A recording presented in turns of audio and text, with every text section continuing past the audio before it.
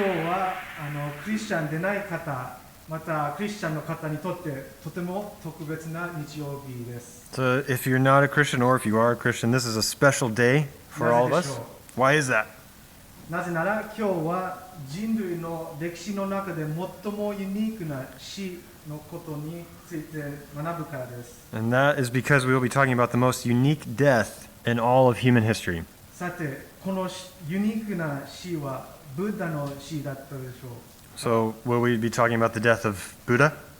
いいえ、ブッダは、食中毒か老衰で死んだと言われている。No, Siddhartha Gautama supposedly died of food poisoning or of old age. どちらにせよ、彼の死はユニークではありませんでした。Either way, his death was not unique. じゃあムハンマドはどうでしょう。 What about Muhammad? いいえ、彼は病気で亡くなり、特別な出来事はなかったそうです。So we're not talking about his death either. Apparently he died of an illness. Nothing else really happened. じゃあ神道を始めた人はどうでしょう。 What about the person who started Shintoism? 実は調べたら誰が神道を始めたかは見つからなかったので、もしその人を知ってたら私はとても興味があるので後で教えてください。 Actually, I'm not sure who or couldn't find who that was. So if you know who the person is who started Shintoism and how they died, please tell me afterwards because I'm curious. しかしもうご存知なはずですが、今日はイエス・キリストの死について話します。 But today, as you probably know, we're going to talk about the death of Jesus Christ.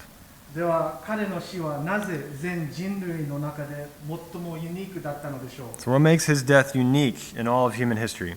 ローマ帝国の支配下で十字架につけられた死んだ人は他にもいただろう。 Didn't other people die by crucifixion under Roman rule? では何が特別だったのか。 What was so special about it? そして約2000年後の私たちがなぜそれを気にする必要があるのでしょうか。 And why 2,000 years later should we even care? これらの質問は全部後で答えます。 So we will get to answer all of these.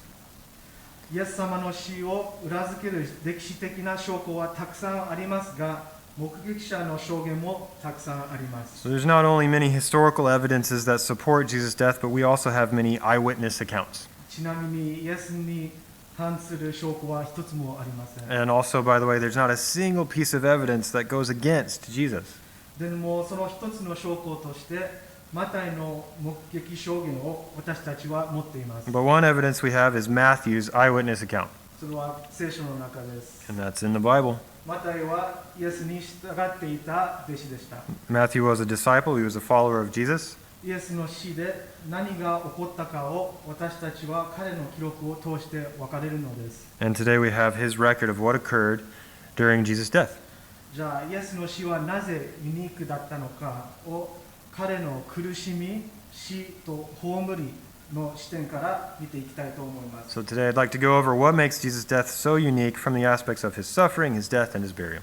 そしてその後にイエスの死が現代の私たちになぜ重要なのかを説明します。 And then we will go over why Jesus' death is important for us today.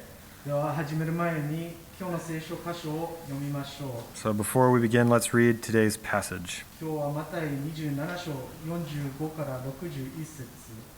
This is Matthew 27:45 through 61. 英語で読みたかったら、中法か自分の聖書で読みついてください。 So if you would like to read in English, you can just follow along with us in the bulletin or in your own Bible. さて、12時から午後3時まで闇が全地を覆った。3時ごろ、イエスは大声で叫ばれた。エリ、エリ、レマサバクタニ。これは、我が神、我が神、どうして私をお見捨てになったのですかという意味である。そこに立っていた人たちの何人かがこれを聞いていった。この人はエリアを呼んでいる。そのうちの一人がすぐに駆け寄り、海面を取ってそれに水ぶどう酒を含ませ、足の棒につけてイエスに飲ませようとした。他の者たちは、待て、エリアが救いに来るか見てみようと言った。しかし、イエスは再び大声で叫んで霊を渡された。すると見よ、神殿の幕が上から下まで真っ二つに裂けた。地が揺れ動き、岩が裂け、墓が開いて、眠りについていた多くの聖なる人々の体が生き返った。彼らはイエスの復活の後で、墓から出てきて聖なる都に入り、多くの人に現れた。百人隊長や一緒にイエスを見張っていた者たちは、地震やいろいろな出来事を見て非常に恐れていった。この方は本当に神の子であった。またそこには大勢の女たちがいて遠くから見ていた。ガリラヤからイエスについてきて仕えていた人たちである。その中にはマグダラのマリア、ヤコブとヨセフの母マリア、ゼベダイの子たちの母がいた。夕方になり、有マタヤ出身で金持ちのヨセフという名の人が来た。彼自身もイエスの弟子になっていた。この人がピラトのところに行って、イエスの体の下げ渡しを願い出た。そこでピラトは渡すように命じた。ヨセフは体を受け取ると、きれいな雨布に包み、岩を掘って作った自分の新しい墓に収めた。そして墓の入り口に大きな石を転がしておいて立ち去った。マグダラのマリアともう一人のマリアはそこにいて、墓の方を向いて座っていた。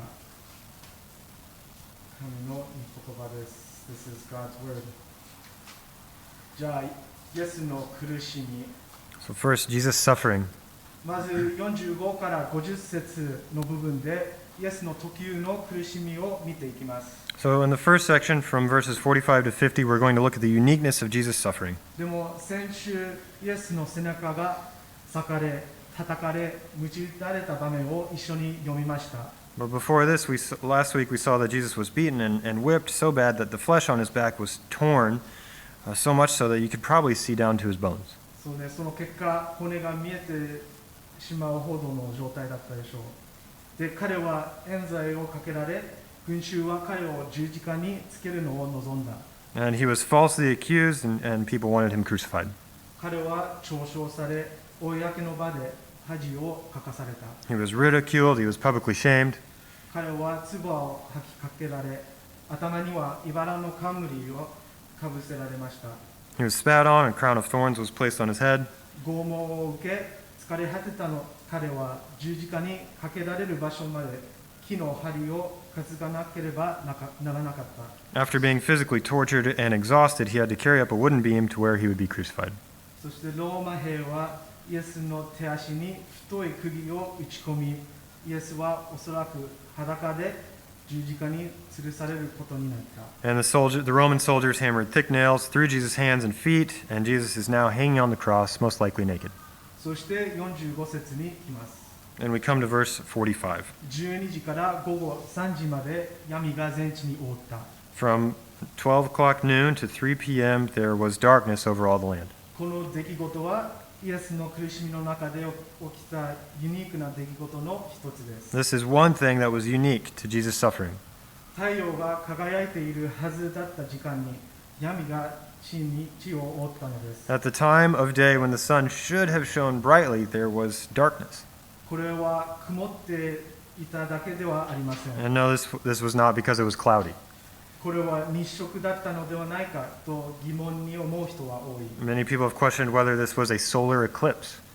しかし通常日食の長さは最大で7分32秒までです。 However, theoretically, a solar eclipse can only last up to a maximum of 7 minutes and 32 seconds. 3時間なんてありえない。 It wouldn't last for 3 hours.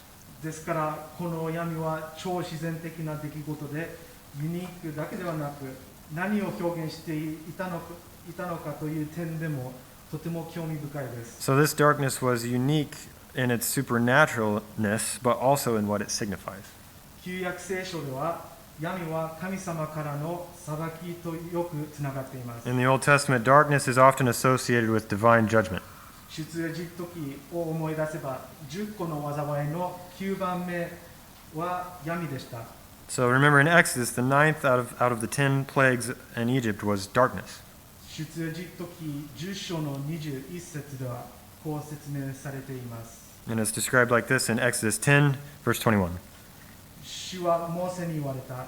あなたの手を天に向けて伸ばし、闇がエジプトの地の上に降りてきて、闇に触れるほどにせよ。モーセが天に向けて手を伸ばすと、エジプト全土は3日間真っ暗闇となった。It says, Then the Lord said to Moses, Stretch out your hand toward heaven, that there may be darkness over the land of Egypt, a darkness to be felt. So Moses stretched out his hand toward heaven, and there was pitch darkness in all the land of Egypt 3 days.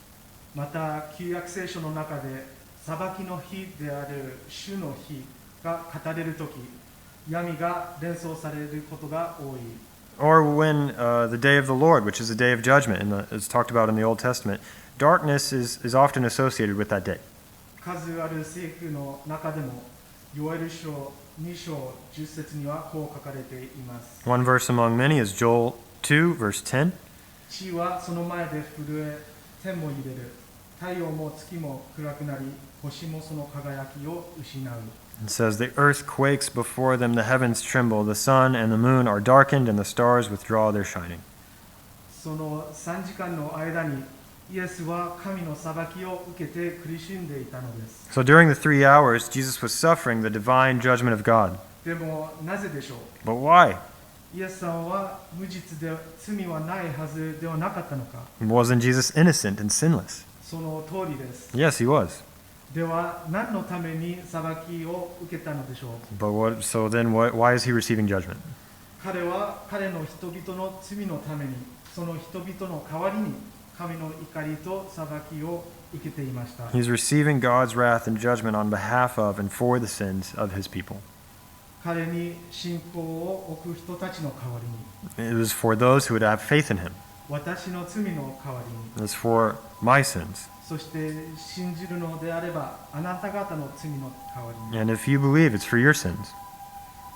マタイはイエスの死を事実として書いているだけな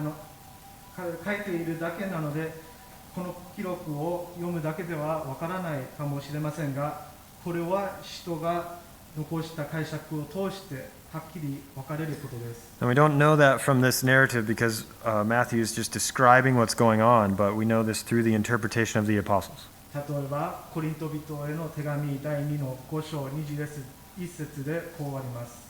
For example, in 2 Corinthians 5:21, 神は罪を知らない方、それはイエスを私たちのために罪とされました。それは私たちがこの方にあって神の義となるためです。 it says, For our sake, he, that is God, made him, Jesus, to be sin who knew no sin, so that in him we might become the righteousness of God. だから46節でイエスはこう叫びます。我が神、我が神、どうして私をお見捨てになったのですか？ And that's why in verse 46, Jesus cries out, my God, why have you forsaken me? 他の箇所を見ると、イエスさんはいつも神を父と呼ぶけど、ここでは我が神と言います。 So every time before this, when Jesus mentions God, it's as his Father. However, here he says, my God. それはまずイエスが人の罪のために神の怒りの杯を、受けることで父との距離を感じているからです。 For one thing, that's because Jesus is sensing a distance from the Father because he's receiving God's cup of wrath for sin. そしてもう一つの理由は詩編22編1節を引用しているからです。 And another reason is that he's quoting Psalm 22, verse 1. で、イエスの周りにいた人々はこれを聞いてすぐ詩編の言葉だと気づき、最後までそれを唱えられたでしょう。 Those around him should have immediately recognized this and finished the psalm, recognizing that he is the Messiah. そしてイエスが実にメシアだということに気づくはずでした。で、今週空いている時間に皆さんもこの詩編を読んでみてください。 So I encourage you this week later to read this psalm, Psalm 22. Take some time on your own to do that. しかしこの詩編を最後まで唱える代わりに彼らは混乱し、イエス様がエリアを呼んでいると思いました。 But instead of realizing and finishing the psalm, those around Jesus are confused. They think that he's calling out to Elijah. それは多分エリはエリアのように聞こえたから。And probably because Eli sounds like Elijah. 特にイエスは十字架の上で苦しみのあまりに口を開けることさえ難しかったからかもしれません。That's especially because Jesus is struggling even to say one word as he's hanging on the cross. そしてイエスに酸っぱいブドウ酒を飲ませようとした。And Jesus is given sour wine to drink. ヨハネによる福音書19章28節からイエスが私は乾くと言ったから。And that's, we know from John 19:28, we see that this is because Jesus said, I thirst. でもこれは詩編69編の21節を成就するためでした。But this also was fulfillment of another psalm, Psalm 69:21. そして50節でイエスはまた叫び、そこで霊を渡されました。And in verse 50, Jesus cries out again and yields up his spirit. それはどういう意味なのでしょう。 So what does that mean? 私たちが受けるべき神の定めをイエス様が受けた後、彼の働きはそこで終わったと彼は理解したのです。 After Jesus received the full condemnation that we should have received, he knew that his work was complete. 神に見捨てられなければいけない時間がようやく終わったのです。 The forsakenness was finished. 人をあがなうために必要だった御業を成し遂げたのです。 He has accomplished the work of redemption that he came for. それでイエスは命を自ら捨てました。 And he laid down his life. 彼は自分の命を自ら捨て、再び取り上げる権威を持っているのです。 He has the authority to lay down his life and to take it up again. だから彼は今この瞬間に死ぬことを選んだので And す。 so that's why he chose to die at this very moment. したがってイエスの苦しみは暗闇があり、裁きがあり、複数の旧約聖書の成就があったという点でユニークであった。 Therefore, Jesus' suffering was unique in that there was darkness, there was judgment, and the fulfillment of multiple Old Testament scriptures. じゃあイエスの死はどうでしょう。 Now, what about his death? 51から54節で4つの出来事が起きました。 From verses 51 to 54, there's four main things that happen. 最初の出来事は長くなるけど本当に素晴らしくて栄光に満ちているので51節を見ましょう。 The first, which will be long but is amazing and glorious, is in verse 51. 神殿の幕が上から下まで裂かれました。 The curtain of the temple was torn from top to bottom. さて何の神殿、 Well, what temple? そしてなぜそれが重要なのか。 And why does this matter? これを答えるには少しこの背景にある文脈をしておくべきだと思います。 To answer this, we need some background context. 一番初めに神が天と地を創造されました。 In the very beginning, God created the heavens and the earth. 神は最初の人アダムとエバを創造し、彼らを園に置きました。 God created Adam and Eve, the first humans, and he placed them in a garden. この園は神が人と共に住まわれた場所でした。 And this garden is where God dwelled with man. 天と地のつながる場所です。 It was the connection between heaven and earth. でも人が罪を犯したとき、神はアダムとエバを園から追放し、アダムとエバが命の木の実を食べないように、炎の剣を持った戦士のような天使、ケルビムを園の東に置きました。 So when man sinned, God cast them out of the garden, and he placed a cherubim, which are like warrior angels, with a flaming sword to keep Adam and Eve away from the tree of life. で、その後、神がイスラエルの民をエジプトから救われた後、神は民に幕屋を建てるように命令した。 Later in history, when God saved the people of Israel from Egypt, he told his people to build a tabernacle. これがエデンの園の後に神が人に与えた地上における神の特別な住まいを表す場所であり、これはいずれ拠点を持つ神殿へと変化していった。 So this would later turn into a more permanent temple, which represented God's special dwelling place on earth. 神殿は言い換えれば天と地のつながり。 And this, you could say that this temple is the connection between heaven and earth. そしてユダヤ教の神殿の建物自体には2つの部分がありました。 And the Jewish temple building itself contained two sections. その2つの部分は分厚い幕で分かれていました。 And those two sections were separated by a thick curtain. 幕には何が刺繍されていたか皆さんは覚えていますか？ Do you remember what was embroidered on the curtain? ケルビムです。 It was cherubim. 幕の後ろの一番奥の部分は至聖所または聖なる場所と呼ばれていた。And this innermost section behind the curtain was known as the most holy place, or Holy of Holies. 至聖所は神の臨在が特別に降りてくる場所でした。 And this most holy place is where God's presence specially dwelled. この部分では主の契約の箱があり、その中には十戒の板、アロンの杖と荒野からのマナがありました。 And this section contained the Ark of the Covenant, which had the Ten Commandments, had Aaron's rod and manna from the wilderness. しかしバビロン追放で第一神殿が破壊された後、主の契約の箱のない第二神殿が建てられた。 However, after the Babylonian exile and the first temple was destroyed, there was a second one built that did not have the ark. もしあなたがこの歴史を聞いたことがなかったとしても、また私が何を言っているのか全くわからなくても大丈夫です。 If you aren't familiar with that history or you have no idea what I'm talking about, that's okay. 理解してほしいのは、この神殿の奥にある聖なる場所には簡単に入って人間が生きれる場所ではないということです。 Just understand that no one could enter this section of the temple and live.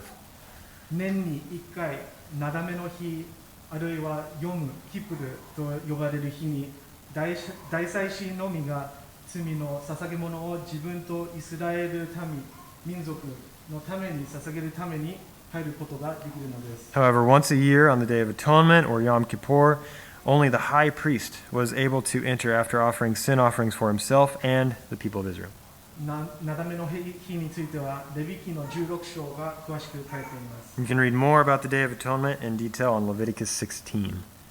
イスラエルの人々が毎年このような捧げ物をしなければならなかったのは、お牛とヤギの捧げ物を一回捧げるだけでは十分ではなかったからです。 The fact that the people of Israel had to do this each year signified that the offering of bulls and goats was not enough. もっと良い捧げ物が必要でした。 They needed a better sacrifice. そしてもっと良い完璧な捧げ物が来られたのです。 And a better and perfect sacrifice had come. 神殿の捧げ物が象徴していたすべてがイエスを通して成就されたのです。 Jesus is the fulfillment of every aspect of the temple sacrifice. これは神殿そのものが象徴していた方なのです。 He is the fulfillment of the temple. イエスは人となった神です。 He is God who put on human flesh. まさに天と地のつながり。 He's the very connection of heaven and earth.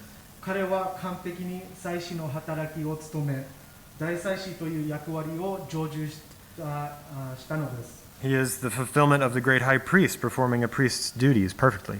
そしてイエスは神殿で何度も捧げられた動物が象徴していたものもすべて成就したのです。 And Jesus is even the fulfillment of the animals being sacrificed because he was the perfect sacrifice whose blood covers the sins of his people forever. なぜなら彼が注いだ血が永遠に人の罪を負う完璧な犠牲だったから。これはすべてヘブル人の手紙に書いてあります。 And this is all written in the letter to the Hebrews in the New Testament. だから神殿の幕が裂かれたのです。 And that is why the curtain of the temple was torn. 幕の裂かれ方の向きに気づきましたか？ Did you notice the direction of how the curtain was torn? 上から下まで。 It was from top to bottom, これは人が裂いたのではありません。 meaning that this was not torn by a person, by a man. 神自身が幕を裂かれたの It で was す。 torn by God himself. イエスの御業と犠牲を父なる神が承認したという意味です。 This means that God was approving of Jesus' work and sacrifice. イエス様の死は十分だったので、毎年必要だった罪をあがなうための捧げ物ももういらない。 There was no longer a need for the yearly sacrifice because Jesus was sufficient. それはまるでイエスがエデンの園に置かれたケルビムに私たちの代わりに殺されたかのようです。 It's as if Jesus was killed by that flaming sword of the cherubim when that should have been us. そして今、神と直接関係を持つことが可能になったのです。 And now there is direct access to God. 私たちはイエス様を信じる信仰によって神と共に住むことができるのです。 We can be with God through faith in Jesus. エルサレムに行かなくても良いのです。 We don't have to go to Jerusalem. 祭司にまず行かなくてもいいのです。 We don't have to go to a priest. 私たちは神を喜ばせようとしたり、神に祈りを聞いてもらうために一日に何度も祈る必要はないのです。 We don't have to pray multiple times a day trying to please God, making sure that He hears us. 私たちはどこにいてもこの世の創造主自身と関係を持つことができるのです。 We have a relationship with the Creator of the universe Himself wherever we are. そして聖霊を通して神は私たちのうちに住まわれ、イエス様のおかげで私たちは永遠にイエス様と一緒にいることができるのです。 And He dwells within us through His Spirit, and we are forever with Him because of Jesus. あるいは私たちは神殿のようです。So in other words, it's like we are the temple. だからこれはイエスが死んだ時に起こった一つの大きな、そして素晴らしい出来事だったのです。 So that was one major and awesome thing that happened when Jesus died. 次にマタイは地震があったと記録しています。 And secondly, Matthew records how there was an earthquake. 天地の創造主が死ぬと、すべての被造物がその影響を受けるのです。 When the Creator of heaven and earth dies, all creation is affected by it. これはイエスの死のほか起こったことがありません。 This does not happen with any other person's death. そして第3にマタイだけが非常に特殊なことを記録しています。 And thirdly, only Matthew records something very peculiar. 他の福音書に書いてありません。 It's not written in any of the other gospel accounts. 52節にこうあります。幕が開いて眠りについていた多くの聖なる人々の体が生き返った。彼らはイエスの復活の後で墓から出てきて聖なる都に入り、多くの人に現れた。 Verse 52, it says, The tombs also were opened, and many bodies of the saints who had fallen asleep were raised. And coming out of the tombs after his resurrection, they went into the holy city and appeared to many. ここは何が起こっているのか、 What is going on here? 誰が生き返ったのか、 Who was raised? 昔からの聖なる人々も含めているのか。 Does this include saints of old? イエスの復活の後、生き返った人たちはエルサレムに行ったと記されていま It す。 says that they went into Jerusalem after Jesus' resurrection. 何をしたのでしょ What did they do? う。で、また再び死んだのか。 Did they die again? 残念ながら私も質問たくさんあります。 Unfortunately, I think I just have more questions. 聖書にはこれらの質問の多くを答えるための情報がありません。 The Bible doesn't give us enough detail to answer a lot of these questions. しかし私はすべての聖書が神の霊感によって書かされたことを信じているので、これは実際に起こったことを信じています。 However, I believe that all scripture is God breathed, so I believe this actually happened. これは神話や伝説ではありません。 This is not a myth or a legend. しかし、ここから何を読み取ることができるでしょうか。 But what can we take from this? イエス様は命の主ですから、私たちも生き返る力が与えられているのです。 Because Jesus is the Lord of life, he can raise us from the dead. そして私たちはいつかよみがえり、死と罪から解放された栄光の体を受け取ることを約束しているのです。 And he promises that we will be raised and receive glorified bodies. 私たちはそのことを希望に持ちましょう。 So let's hope in that. そしてイエスの死で起きた最後の出来事は54節でローマの百人隊長と彼と一緒にいた者がイエスの神聖を述べ伝えたということ。 The last thing that happens at Jesus' death is that this Roman centurion and those with him proclaim Jesus' deity in verse 54. このローマ兵士たちはおそらく多くの十字架を見てきただろう。 These Roman soldiers probably have seen many crucifixions. ここまでの起きたすべての出来事は今までになかったことであり、これからもないことである。 So what has happened up to this point, though, has never happened before, and it never will happen. この死は最もユニークなものでした。 This death was the most unique of all. 一番イエスを信じるはずがない人、イエス様を十字架につけるのを手伝った人がイエス様は神の子であると宣言し始めたのです。 The last person expected, the one who assisted in crucifying Jesus, starts to declare that Jesus is the Son of God. あなたはどうですか？ What about you? あなたはイエスが誰であったと言いますか？ Who do you say Jesus was? そして最後はイエスの葬りです。 Last is Jesus' burial. イエスの葬りはなぜユニークだったでしょう？ So why was Jesus' burial unique and significant? そしてそこには何か特別な意味が隠されているのか？ And is there some sort of special meaning there? 通常十字架につけられた死体はゴミ捨て場に捨てられるか、動物の餌にされるか、あるいは腐敗するままに放置されるのが普通であった。 Typically, after death by crucifixion, the dead body would be thrown into a garbage dump. It would be left for animals or just be left to rot. 名誉も儀式もなく、最後まで屈辱と恥辱で終わるはずでした。 There was no honor, no ceremony. This just further adding to the humiliation and shame. しかしイエスだけはそうではなかった。 But that's not how it was with Jesus.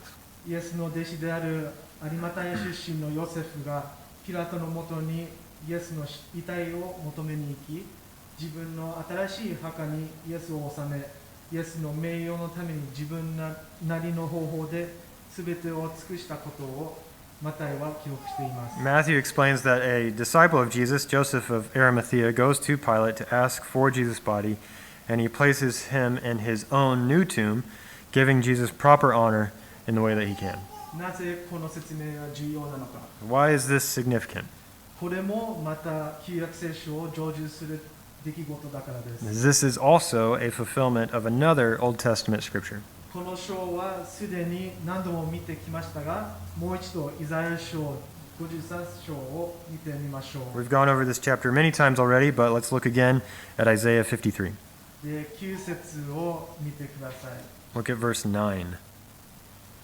9節で、彼の墓は悪者どもと共に、富む者と共に、その死の時に設けられた。彼は不法を動かず、その口に欺きはなかったが、とおっしゃっています。 It says, And they made his grave with the wicked and with a rich man in his death, although he had done no violence, and there was no deceit in his mouth. これだけだとあまりははっきりしないので、新英語訳を見てみよう。 This may be unclear a little bit still, so we're going to look at it in the New English translation. 彼らは9節をこう訳しています。彼らは彼を犯罪人たちと一緒に葬るつもりだったが、彼は乱暴な行いをせず、偽りの言葉を話さなかったので、金持ちの墓に入ることになった。 They translate verse 9 as this. It says, They intended to bury him with criminals, but he ended up in a rich man's tomb, because he had committed no violent deeds, nor had he spoken deceitfully. つまり、イエスの埋葬の詳細は、彼が生まれる約700年前に予言されていたのです。 So the details of Jesus' burial was prophesied about 700 years before he was even born. 多くの人が奇跡を見たら、〇〇が起きたら、イエス様を信じようと言います。 Many people say that if they saw a miracle or if such and such happened to them, then they will believe in Jesus. もしあなたがクリスチャンでないなら、これ以上どんな証拠が必要なのでしょうか。 If you are not a Christian, what further evidence do you need? イエスの苦しみ、死、埋葬で起こった出来事は、全人類の歴史の中でもとてもユニークであり、彼が神の子であることを証明するものでもあります。 What happened to and during Jesus' suffering, death, and burial was unique in all of human history, proving that he is the Son of God. イエス様の死に方をした人は誰もいませんし、二度とそのような死に方をする人はいないのです。 No one has died in the way Jesus did, and no one will die like that ever again. なぜでしょうか。 Why is that? なぜなら、イエスは受肉した神だからです。 Because Jesus is God in human flesh.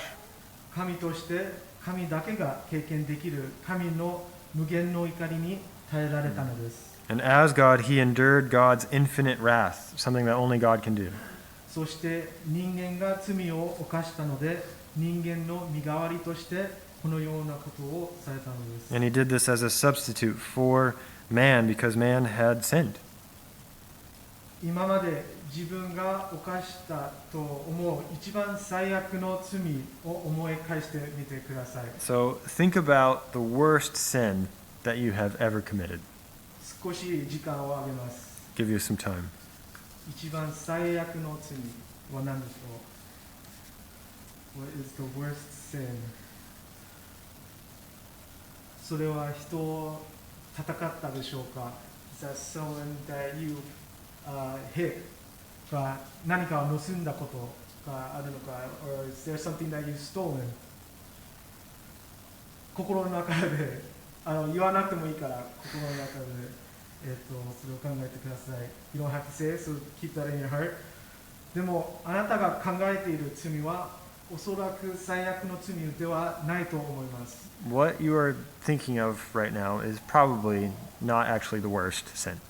あなたが犯した最悪の罪とは、イエス様が苦しみ、十字架につけられる原因となった罪です。 The worst sin that you have committed is the sin that caused the suffering and crucifixion of Jesus.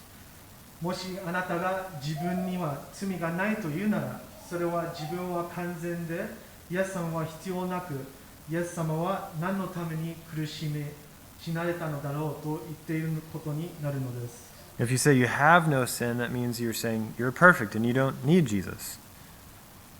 And that Jesus suffered and died for nothing. Sorry.